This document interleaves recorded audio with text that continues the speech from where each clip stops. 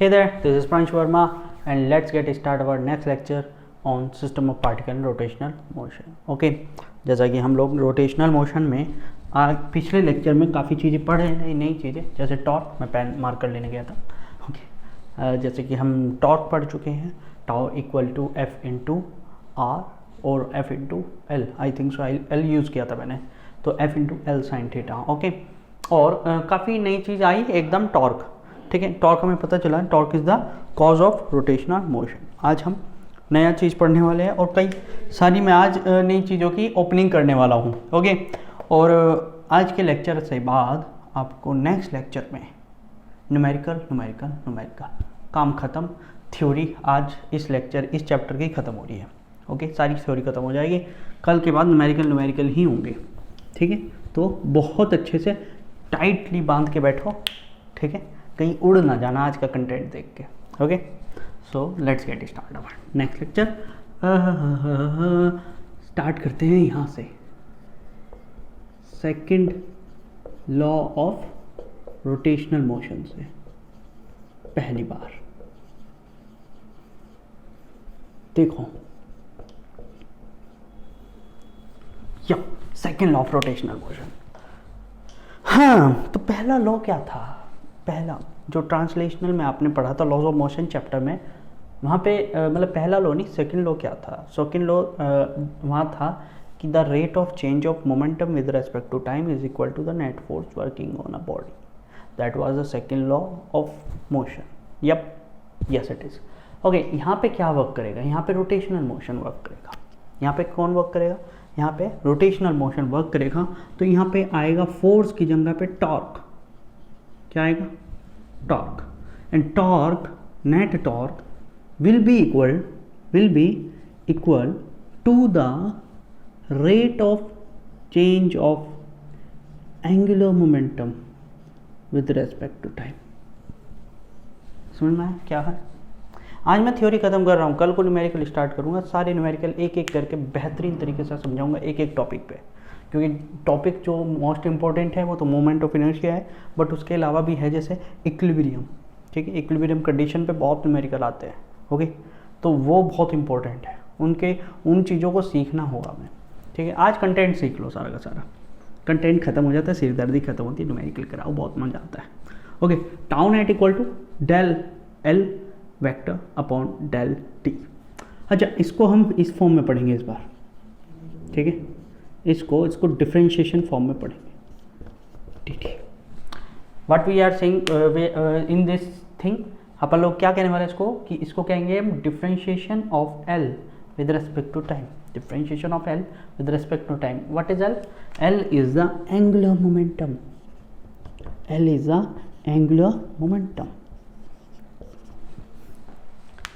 Are vector cross p vector.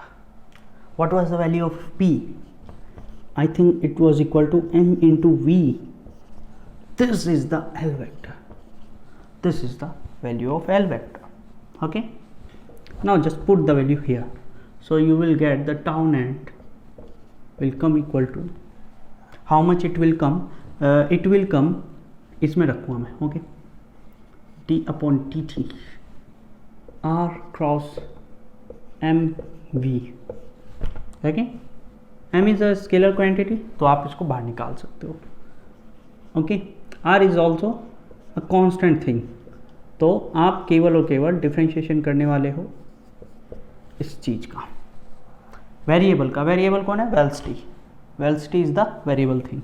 Okay, so look at here, this is coming as, what is this? याद करो पिछला lecture, d v by d t. What was the value of d v by d t? Omega. Omega याद कर लिया? याद कर लिया? आगे बढ़ लें? चलिए, बहुत बढ़िया, आगे बढ़े. हाँ. अब जरा इधर देखो, यहाँ पे हमें कुछ दिख रहा है, ये ओमेगा है. अच्छा देखो, अच्छा एक बात बताओ मेरे को, जो हमारा नेट फोर्स का फॉर्मूला आया था वो कितना आया था? m इंटू ए, मास इंटू एक्सेलरेशन. क्या मैं यहाँ पे भी एक्सेलरेशन बना सकता हूँ? कुछ ऐसा कर कमाल हो, कुछ ऐसा करूँ कमाल. अच्छा, मैंने यहाँ पे एक गलती से लिख दी omega. Okay, this will be vector A, linear acceleration, sorry बच्चे की लोगे जान क्या, ठीक। देखो यहाँ पे एक नई चीज़ आ रही है, आर क्रॉस ए वेक्टर, ठीक है। बस इसी का चीज़ समझ लो और यहाँ से आपको क्वेश्चन समझ में आ जाएगा। देखो यहाँ पे क्या है, मास और एक्सेलरेशन दो चीज़ हैं। यहाँ पे एक्सेलरेशन है, मास है, बट एक समथिंग नई थिंग आ रही है, रेडियस। ओके, रेडियस नई थिंग आ रही है यहाँ पे। ओके, अब इसको हमें कुछ ऐसा करना है कि इस फॉर्म में ही आ जाए। कुछ नहीं, नया सिस्टम लाए गए, क्या करेंगे अब। ओके, एक काम कर लो,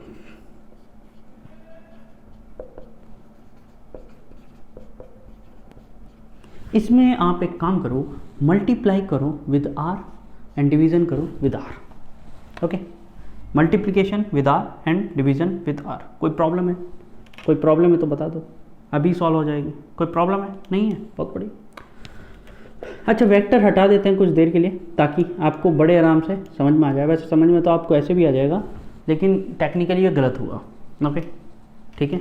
now this r and this r will get multiply, r square, and this is a by r. What is this? What is this? a by r. a I r fm rainbow? नहीं, fm rainbow की बात नहीं कर रहा मैं। This is alpha. This is alpha, and this is tau net. This is tau net. Tau net comes equal to mr square into alpha. देखो मैं किस फॉर्म में लाना चाह रहा था, मैं ऐसी फॉर्म में लाना चाह रहा था। देखो फोर्स था तो लीनियर एक्सेलरेशन था, यहाँ पे टॉर्क है। टॉर्क किस फॉर्म में आना चाहिए? एंगुलर एक्सेलरेशन की फॉर्म में, इस फॉर्म में लाना चाह रहा था। Torque should be comes in angular acceleration as the force was coming in linear acceleration और ट्रांसलेशनल एक्सेलरेशन। ओके, बहुत बढ़िया। अब ये क्या है बला? ये करबला है, मतलब करबला नहीं भाई, करबला से कुछ और याद आ जाता है ना, टाउ नॉट। इसको हमने नया टर्म दे दिया और इसको बोला moment of inertia. M r square comes equal to moment of inertia. This is the derivation for the moment of inertia. वैसे यही नहीं होता, अगला भी है, दो डेरिवेशन है मोमेंट ऑफ इनर्शिया के आपके पास, जहाँ से आपको इंट्रोडक्शन मिलता है मोमेंट ऑफ इनर्शिया का। This thing is the moment of inertia. Okay, and the thing, the moment of inertia you are studying, that is mass moment of inertia, mass moment of inertia, ठीक है। इसके अलावा एक और moment of inertia है, वो आप BTech में पढ़ोगे जाके। जो भी बीटेक करेगा आप में से, वो सब फर्स्ट ईयर में जाके पढ़ेंगे, वहाँ पे पढ़ेंगे आप aerial moment of inertia. Okay, बहुत ही इंटरेस्टिंग है, ठीक है। वहाँ पे जो क्वेश्चन आएंगे इसके मोमेंट ऑफ इनर्शिया के, में 4 पेज के होंगे, 5 पेज के होंगे, 3 पेज के भी होंगे, ऐसा नहीं है, छोटे भी होंगे, लेकिन 5 पेज तक के जाएंगे। इतने खतरनाक, इतने numerical. Okay, moment of inertia, डरा नहीं रहा हूँ, बता रहा हूँ बस। This is thing is moment of inertia. अब ये इसका कंसेप्ट समझते जाओ। ओके, अब मैं स्टार्ट कर रहा हूँ इसको। पहले तो इसको उतार लो। This is the second law of rotational motion. Second law of rotational motion के हिसाब से tau should be comes equal to I into alpha, where I is the function of mass and will behave like a mass in rotational motion. This is a quantity mr square. This is behave like a mass during the rotational motion of a body. कोई भी body है यदि rotational motion में है तो उसका मास work नहीं करता। क्या वर्क करता है उस टाइम पे? In moment of inertia work करता है। ओके, देखो इनर्शिया क्या है? What is the thing is inertia? What do you understand by inertia? And inertia is a property which try to resist the translational motion. बस यहीं पे आप में और मेरे में यही गलती थी, ठीक है। आप में एक कमी थी, मैंने उसको फिल कर दिया। आप बोल रहे होंगे कि inertia is the property of a body which resist the motion, and I said कि which resist the translational motion, बस इनर्शिया वो प्रॉपर्टी है जो ट्रांसलेशनल मोशन को अपोज करेगी, केवल और केवल। मोमेंट ऑफ इनर्शिया वो प्रॉपर्टी है बॉडी की जो रोटेशनल मोशन को अपोज करेगी। This is moment of inertia. Inertia की वैल्यू क्या होती है? याद हो आपको यदि, तो इनर्शिया की वैल्यू क्या होती है? मास के इक्वल। इनर्शिया की वैल्यू मास के इक्वल होती है।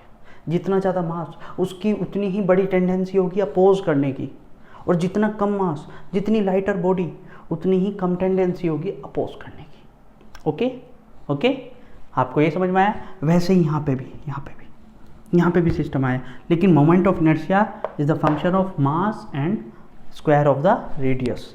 लेकिन ये यूनिवर्सल मत मान लेना, m r square is not the universal formula for of all the bodies for the moment of inertia. ठीक है, m r square is not universal, इसमें भी हम बहुत ज़्यादा ताम और झाम करेंगे। सेंटर ऑफ मास में नहीं क्या, सेंटर ऑफ मास भी तो ऐसे ही लग रहा था, हलवा सा खा लिया, m1 x1 plus m2 x2 है ना। उसके बाद आया ना इंटीग्रेशन डिफरेंशिएशन, खतरनाक तरीके, वैसा ही सेम, उससे ज़्यादा खतरनाक, उतारो इसको, उतारो। ठीक है, स्टेटमेंट क्या लिखा है सेकेंड लॉ ऑफ मोशन का, रोटेशनल मोशन का? According to this law the net torque working on a body या rotatory body is equal to the rate of change of angular momentum with respect to time। इसको उल्टा लेना, with respect to time, this is the second law of rotational motion। Okay, कुछ और चीज़ देख लेते हैं, इसकी पहले काम ही खत्म कर लेते हैं, इसके जहाँ से ये आई है वहाँ से। ओके, आवाज़ आई होगी कुछ, स्टूल हिला। ठीक है, एक काम करते हैं, काइनेटिक एनर्जी फाइंड करने की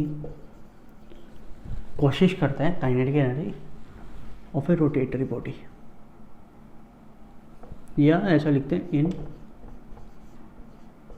rotational motion. Kinetic energy in rotational motion. देखो कितना आसान है, देखो सब चीज़ें आसान हैं, बस आपको याद रखनी है। काइनेटिक एनर्जी का फॉर्मूला क्या है? What is the formula of kinetic energy? That is mv square, half mv square. Okay, now what is the formula of v? If you know the formula v, that is always equal to r omega। r is the radius around which the body is rotating and omega is the angular velocity of the body, v is the linear velocity by which the body is moving। okay, now chaliye put the value there, m r square omega square। now this term is known as I।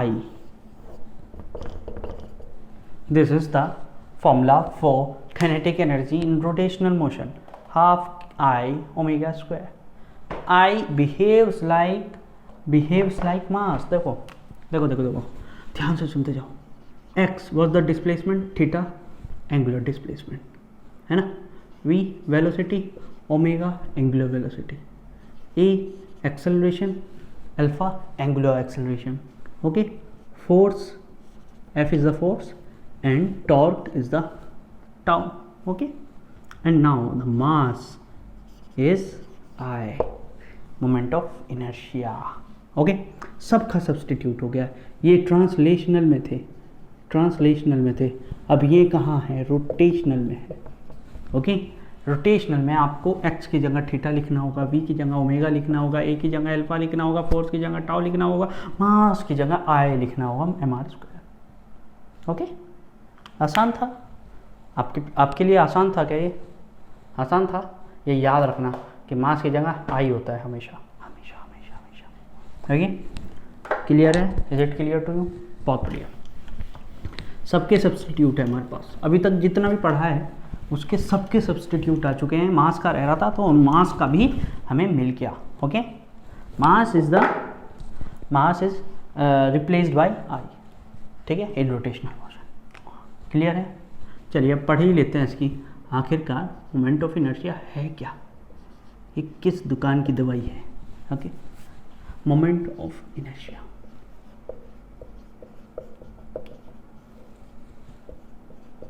ध्यान से सुनो, ये कोई body है, ठीक, this is a body. Okay, यदि ये किसी पॉइंट के अराउंड मूव कर रही है, किसी पॉइंट के अराउंड मूव कर रही है, ओके, अब यहाँ पे उसके मास है, यहाँ पे मास है, यहाँ पे मास है, कोई मास है, यहाँ पे मास है। ओके, अच्छा एक काम करते हैं, इसमें तो आप टिपिकल मान लो कि ये क्या आप बता रहे हैं सर, आसान करता हूँ, कैसे करूँ, चलिए दिमाग में आ गया मेरे आसान करने का तरीका। लो, ये कोई एक्सिस है जहाँ पर कोई बॉडी रखी है। अभी मैं जब आपको पैरेलल थ्योरी पढ़ाऊँगा और परपेंडिकुलर थ्योरी पढ़ाऊँगा ना, तब आपको समझ में आएगा वो चीज़ क्या कह रहा था मैं। और जब इंटीग्रेशन से आपको फॉर्मूले कराऊंगा। ये कोई बॉडी है मास m की, which is rotating around an axis with the radius of r, एक मच्छर अभी मेरे को काट के उड़ के गया उधर। Okay, with the radius of r, the mass of the body is m, then उस कंडीशन में the moment of inertia I will be mr², हमेशा ऐसी कंडीशन नहीं होगी। अब इसकी डेफिनेशन पढ़ लो, mr² आपको बड़े आराम से समझ में आ गया होगा डेफिनेशन, सॉरी इसकी फॉर्मूला। अब इसकी definition soon low. Moment of inertia is a property of a body, which try to oppose the rotational motion, and can be calculated as the multiplication of mass and the square of the radius around which it is rotating. देखो ये statement नहीं है, ये statements नहीं है जो मैं आपको बोल रहा हूँ, ये आपकी बुक में आपको कहीं से भी मिल सकती है डेफिनेशन। रटी रटाई डेफिनेशंस नहीं है, मैं अपने दिमाग में सेंटेंस बनाता हूँ और अपने आप बोल देता हूँ। ऐसा कोई नहीं है, मेरी इंग्लिश इतनी भी ख़राब नहीं है लेकिन बहुत अच्छी भी नहीं है। ओके, आप लोग देखते होंगे मैं कोशिश करता हूँ, कभी कभी अटक जाता हूँ, है ना। It happens because I am not fluent in English, but ठीक है, बहुत सोच बेहतर हूँ, है ना। ओके, अब now look at here, mass is a scalar quantity, but this radius is a vector quantity, but this I is a scalar quantity. देखो x को रिप्लेस कौन कर सकता था, एक वेक्टर कर सकता था, because x was the vector, displacement is a vector, that's why it can be replaced by only vector. Okay, तो angular displacement is also a vector as well as omega, है ना, वैसे ही अल्फा, वैसे ही फोर्स, वैसे ही torque. Okay, सब वेक्टर थे तो उनको रिप्लेसमेंट भी वेक्टर चाहिए था। अब यहाँ पे mass is a scalar quantity, तो replacement of mass should be scalar, so that's why moment of inertia is a scalar quantity. Okay, clear है। अब इधर देख लो, बट आपके दिख रहा है यहाँ पे r is a vector quantity, but उसका स्क्वायर है। स्क्वायर का मतलब यहाँ पे है, ये है कि r vector dot r vector है। This is the actual formula of I, r vector dot I vector into m, ठीक है। This is the formula for I। अभी और भी फॉर्मूले देखोगे, अभी एक्चुअल कुछ नहीं है, मतलब गलत कहना गलत है, एक्चुअल अभी एक्चुअल कुछ नहीं है, सब अलग अलग है, अनसर्टेनिटी बहुत सब है। अब ना इफ अपन लोग डॉट प्रोडक्ट निकालें तो यहाँ पे एक कॉस का फंक्शन आना चाहिए था, mr² कॉस थीटा होना चाहिए। कोई मेरे को सोच के बताओ यहाँ पे थीटा क्यों नहीं आया, कॉस क्यों नहीं लिखा, कहीं पे भी नहीं लिखा हमने, क्यों नहीं लिखा? Because the angle between r and r will always be zero. अरे भाई, दो यदि किसी भी वेक्टर का हम स्क्वायर करते हैं, ठीक है, और डॉट प्रोडक्ट के साथ करते हैं, ओके, क्रॉस भी कर सकते, तो क्रॉस करते तो यहाँ पे जीरो हो जाता क्योंकि साइन थीटा होता। और हमेशा यदि एक वेक्टर ऐसे है और दूसरा वेक्टर भी ऐसे ही है, आर वेक्टर यदि ऐसे बनाए तो आर वेक्टर फिर से भी तो ऐसे ही होगा ना, सेम डायरेक्शनल होंगे, सेम मैग्नीट्यूड के होंगे, सेम डायरेक्शनल होंगे, इक्वल वेक्टर्स होंगे, हाँ या ना। और इक्वल वेक्टर का हम डॉट प्रोडक्ट निकालेंगे तो कॉस का फंक्शन क्या हो जाएगा, 1 हो जाएगा, क्योंकि एंगल तो बीच में कितना रहेगा, always be zero. Angle between r and r always be zero, so I की वैल्यू mr² ही होगी। क्लियर है। But this formula can be applied only for those bodies who are completely homogeneous, like sphere, circle, okay, इन पे apply कर सकते हैं। लेकिन यदि कोई नॉन होमोजीनियस हो, कह देता हूँ मैं, नॉन होमोजीनियस हो, तो उसका क्या करोगे, what will you do with that? Okay, उससे पहले हम इसकी यूनिट देख लेते हैं। इसकी यूनिट होगी kg metre square, kg metre square. और यदि इसका डायमेंशन फॉर्मूले की बात करने लग जाओ तो that will be ml2, that will be the dimension formula of I। Okay, is it clear to you? Okay, non homogeneous bodies की हम बात करेंगे बाद में, जब हम कर चुके होंगे होमोजेनियस बॉडीज़ के सब फॉर्मूले। ओके, तभी करेंगे। उसका छोटा सा फॉर्मूला आएगा, क्या आएगा? Tm r² integration, that will be the formula of integration. लेकिन हम बाद में ही करेंगे इस चीज़ को। क्लियर है? ओके, हटा दूँ इसको। अब मोमेंट ऑफ इनर्शिया को थोड़ी देर के लिए साइड बाय रखते हैं और इसका लास्ट थियोरेटिकल पार्ट इस चैप्टर का वो भी डिस्कस कर लेते हैं। इम्पोर्टेंट है। ओके, जरूरत एक श्रीमती की कलावती की। बस आगे नहीं जाता, जब बस बहुत हो गया, एंटरटेनमेंट है ना। ओके, लास्ट थ्योरी देखते हैं और उसमें देखेंगे अब वहाँ पर आज इक्विलिब्रियम।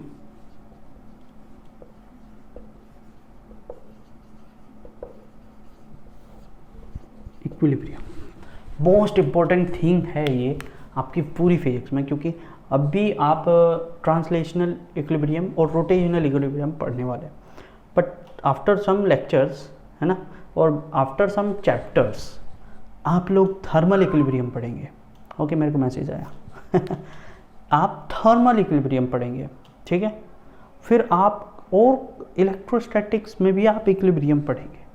ओके, जहाँ पे भी फोर्स लगेगा, जहाँ पे भी टॉर्क लगेगा और जहाँ पे भी मूवमेंट होगा किसी चीज़ का, वहाँ पे इक्विलिब्रियम आएगा। वहाँ पे इक्विलिब्रियम जरूर आएगा, डेफिनेटली आएगा। ओके, तो आप लोग इस चीज़ को बड़े आराम से शिद्दत के साथ पढ़िएगा, ठीक है। तो सबसे पहली बात तो इक्विलिब्रियम की बात कर लें। What is the equilibrium? जब कोई चीज़ का, जब किसी चीज़ का कैसा भी मोशन ना हो, है ना, और यदि मोशन हो भी रहा है तो द मोशन शुड भी ऐसा होना चाहिए कि उसमें कोई चेंजेस ना हो, मोशन में चेंज ना हो रहा हो, उस कंडीशन को बोलते हैं इक्विलिब्रियम। ओके, अब इक्विलिब्रियम में हम दो टाइप के इक्विलिब्रियम पढ़ने वाले हैं in this chapter. That first is translational equilibrium, और बेसिकली हम इसको बोलते हैं लीनियर इक्विलिब्रियम। हालांकि है नहीं ये, अब ध्यान से सुनो इसको, बहुत इंपॉर्टेंट फिनोमेना है ट्रांसलेशनल और लीनियर इक्विलिब्रियम। क्या है ये फंडा? Okay, now there is a point या body on which a force F1, a force F2, a force F3, a force F4 is acting. There is a 4 forces on a body is acting with different velocities, with different directions. Okay, अलग अलग direction से अलग अलग force लग रहे हैं किसी body पे। यदि if the vector sum of these forces is 0, then the body will be in translational equilibrium. बस याद रख लो, ट्रांसलेशनल इक्विलिब्रियम, ठीक। ट्रांसलेशनल इक्विलिब्रियम में तब होगी body if the vector sum of the forces is 0। The meaning of this is F net vector comes equal to F vector plus F2 vector plus F3 vector plus F4 vector, और जितने भी forces are लॉन Fn vector, this should be 0।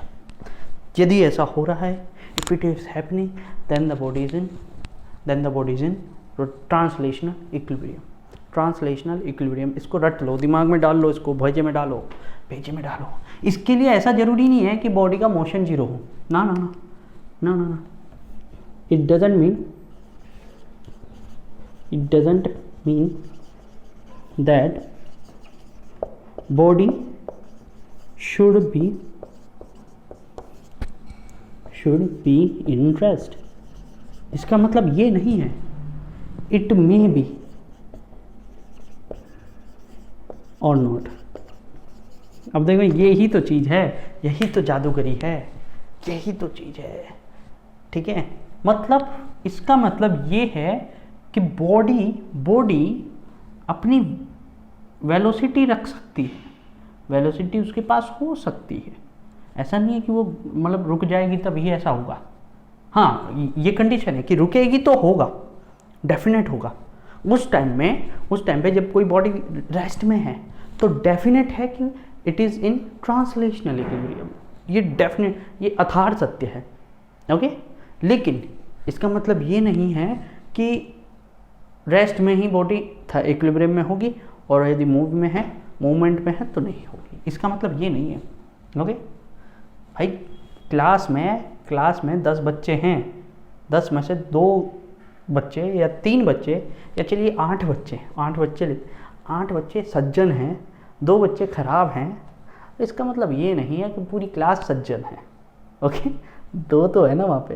हाँ, तो यही चीज़ मैं आपको समझाने की कोशिश कर रहा हूँ कि भाई वहाँ पे जो है ना, रेस्ट में होना ज़रूरी नहीं है. If it is in rest that means it is in equilibrium. वो कंडीशन परफेक्ट है. लेकिन यदि बॉडी कांस्टेंट वेलोसिटी से मूव कर रही है, if a body is moving with a constant velocity, acceleration नहीं, then it is in translational equilibrium. Okay, then it is in translational equilibrium. Okay, clear है. अच्छा, इस पूरी चीज़ को हम एक बारी में कैसे लिख सकते हैं, देखो ध्यान से. F net is equal to sigma I equal to 0 to m F आई.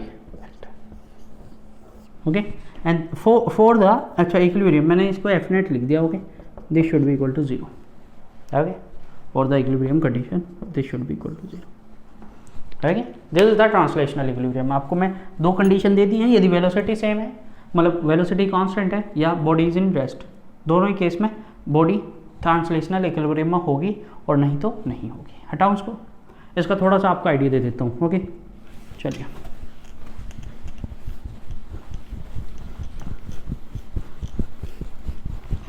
लोग बैठे हैं, एक बॉडी है. Okay, there is a force 10 newton. Okay, there is a force 10 newton, 10 kg इसका वेट है. Okay, and there is a force of 20 newton. 20 नहीं, 10 Newton ही रखो, easy रखो आपके लिए, पहली बार आज इजी करेंगे. ओके, यहाँ पे एक 10 न्यूटन, इधर से 10 Newton. Body is in translational equilibrium और नॉट, ये क्वेश्चन है. This is the question. Okay, so just find the F net on it. 10 - 10 0. मतलब एक्स एक्सिस में तो वो पक्का है कि एफ नेट ट्रांसलेशनल इक्विलिब्रियम में है. लेकिन ज़रा इसमें देखो, वाई एक्सिस में इसका वेट नीचे की तरफ वर्क करेगा 10 × g, और ऊपर नॉर्मल रिएक्शन. जितनी नॉर्मल होती है वैसी उतनी ही वेट होता है. तो वाई एक्सिस में भी नेट फोर्स कितना रहेगा, 0. दोनों फोर्स इक्वल, मतलब this body is in translational equilibrium. Okay, if a body of mass 10 kg is moving with velocity 10 meter per second in this direction, क्या कहोगे इसको, ट्रांसलेशनल इक्विलिब्रियम में है या नहीं? yes it is, because the velocity is constant. velocity is constant, that means f net equal to 0. f net नहीं है, इस पर f net नहीं है. ओके, अभी कंसेप्ट आप बहुत सारे देखोगे. अभी देखोगे ये तो मैंने दिखाया कि वो एकदम कंप्लीट इक्विलिब्रियम में है. इक्विलिब्रियम में भी है कंप्लीट, ट्रांसलेशनल ही नहीं. In both cases the body is in complete equilibrium, but after some time we see कि कभी कभी ट्रांसलेशनल में होगी, कभी कभी नहीं होगी. ओके, कई सारी चीज़ें हम देखने वाले हैं. चलो. दो इक्विलिब्रियम पढ़ रहे हैं। हमारे लिए इक्विलिब्रियम का मतलब क्या है, यहाँ पे सुन लो। इस चैप्टर में इक्विलिब्रियम का मतलब है translational equilibrium plus rotational equilibrium. This is the meaning of complete equilibrium. इसका मतलब क्या है, कंप्लीट इक्विलिब्रियम। हालांकि ये कंप्लीट नहीं होता, इसके अलावा थर्मल इक्विलिब्रियम भी होता है। ओके, नाउ अपन लोग देखते हैं रोटेशनल इक्विलिब्रियम। कल मैं यहीं से क्वेश्चन स्टार्ट करूंगा। पहले रोटेशनल इक्विलिब्रियम पढ़ाना स्टार्ट करूंगा, ओके, और उसके बाद मैं मोमेंट ऑफ इनर्शिया पे जाऊंगा। अभी हालांकि इसके फॉर्मूले बच जाएंगे मोमेंट ऑफ इनर्शिया के, वो कल ही होंगे। रोटेशनल इक्विलिब्रियम देखो, what was the cause of translational motion? The cause of translational motion was force, and make the force 0, body comes equal to translational equilibrium. What is the cause of rotational motion? The torque is the rotational motion cause, है ना? The cause of rotational motion is cause. Okay, now the sentence is correct. Okay, make the torque equal to 0, make the torque equal to 0, the body will come into rotational equilibrium. If the net torque working on a body is equal to 0, if net torque is working on a body is equal to 0, then we'll say कि the body is in rotational motion, in rotational equilibrium. The body will be in rotational equilibrium. Okay, देखो यदि कोई body है, ये कोई body है, okay, हाँ, अच्छा बॉडी को छोड़ो, यहाँ पे गेट का एग्जाम्पल लो। आप गेट को इस तरफ खोल रहे हो, सेकंड अपोजिट साइड आपकी भाई या आपकी सिस्टर, ठीक है, आपका ब्रदर या सिस्टर, उसको इस साइड खींच रहा है। आप इस साइड खींच रहे हो, इस साइड खींच रहा है। ओके, क्या होगा, व्हाट विल हैपन? यदि आप दोनों पावर सेम लगा रहे हो, ओके, यदि आप दोनों में उतनी पावर है, दोनों में उतनी पावर है कि इक्वल फोर्स लगा सकते हो, तो गेट ना खुलेगा ना बंद होगा, है ना? जहाँ पे है वहीं रहेगा। यदि आपका फोर्स ज़्यादा है तो गेट आपकी तरफ खींच जाएगा, और if yours brother force is more than yours, then gate will be go towards him. यहाँ पे गेट पे क्या लगता है हमेशा, मैंने आपको कल बताया था, गेट पे वर्क करता है टॉर्क। क्या वर्क करता है? टॉर्क वर्क करता है, ठीक है। गेट पे कौन वर्क करेगा? टॉर्क वर्क करेगा। ओके, गेट आपकी तरफ घूम रहा है, that means you are building more torque than your brother और सिस्टर, ठीक है। और else if the gate is moving towards your brother, that means the torque applied by your brother is greater than yours. Or if the gate या door is constant on its position, that means both torque are equal to each other. That condition in which both torque are equal to each other, that condition will be torque equilibrium या rotational equilibrium. वो condition होगी rotational equilibrium की। Clear है? अब देख लो, कोई body है ऐसे, ठीक है, ऐसे कोई बॉडी है, ओके, एक टॉर्क, देखो टॉर्क किसकी वजह से लगेगा? पहली बात तो टॉर्क किसकी वजह से लगेगा? फोर्स की वजह से। ओके, यहाँ इस पॉइंट पे अराउंड वो घूमने के लिए फ्री है, ये स्ट्रिंग है, बांध दी मैंने। एक मैंने फोर्स इस तरफ लगाया F1, एक फोर्स इस तरफ लगा दिया F2, ओके, अलग अलग रेडियस पे R1 एंड R2, ओके। अच्छा, इस बॉडी को कांस्टेंट सी ले लो ऐसे, ठीक, ओके, कह रहे हैं आगे बढ़े। ओके, अब देखो यहाँ पे, अच्छा रुक जाओ, इसको फिक्स ही नहीं करते, यहाँ पे ले लेते हैं, इजी करते हैं आप लोगों के लिए। शुरुआत में टिपिकल दूंगा मैं, ऐसी कॉम्प्लिकेटेड फिगर आप लोगों को दे दूंगा। हालांकि कॉम्प्लिकेटेड नहीं है, बट स्टिल आप लोग अभी कुछ नहीं पढ़े हो तो आपको कुछ पता भी नहीं है, तो उतना टिपिकल नहीं देना चाहिए शुरुआत में, है ना। देखो लुक एट हियर, ठीक। अब यहाँ पे दो टॉर्क हैं। कितने टॉर्क हैं? दो टॉर्क हैं। एक तो ये लगा रहा है, इस तरफ घुमाना चाह रहा है, एक ये लगा रहा है, इस तरफ घुमाना चाह रहा है, ठीक, क्लियर है? किस पॉइंट के अराउंड? इस पॉइंट के अराउंड। यदि मैं यहाँ पे एक फोर्स लगाऊं F3, ये किस तरफ घुमाना चाहेगा? F3 इस तरफ, देखो उल्टा आया। This is τ3, this is τ2 and this is τ1। Look at here ना, ये पॉइंट है, ये फिक्स पॉइंट है, ये फिक्स पॉइंट है, ओके।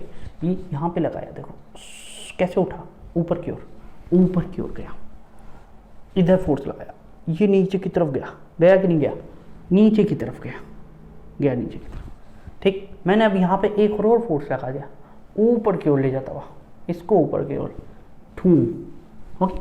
तो these are three torques, okay. If f tau 1 vector plus tau 2 vector plus tau 3 vector comes equal to 0, if tau 1 vector plus tau 2 vector plus tau 3 vector comes equal to 0, उनका vector addition याद रखना, मैंने ऊपर vector लगाया, that means it is vector addition, that means this is tau net is equal to 0, then the body will be in the rotational equilibrium, ठीक, rotational equilibrium में होंगे, नहीं तो नहीं होंगे। क्लियर है? अब यहाँ पे आप टाउ 1, टाउ 2, टाउ 3 की वैल्यू लगा सकते हो, मैंने केवल एग्जांपल दिया, मैं अंदर नहीं जा रहा हूँ इसके ज़्यादा, ओके। अभी मैं नहीं जा रहा हूँ, लेकिन ज़रा यहाँ पे देखो। अच्छा, एक क्वेश्चन देता हूँ मैं आपको। ये कोई रॉड है जो इस पॉइंट कह रहा हूँ, ए पॉइंट कह रहा हूँ, घूमने को फ्री है, मतलब इसको आपने ऐसे बांध दिया, ऐसे घूम सकती है, ऐसे ऐसे, ओके, ऐसे घूम सकती है, ओके, ऐसे ऐसे। अच्छा, इस पर मैंने इधर को फोर्स लगाया F1, इधर पे मैंने इधर को फोर्स लगाया F2, okay, and I am saying this is L1, this is L2, and I am saying that कि द बॉडी या रॉड जो भी है ये BC, this rod BC is in translational equilibrium,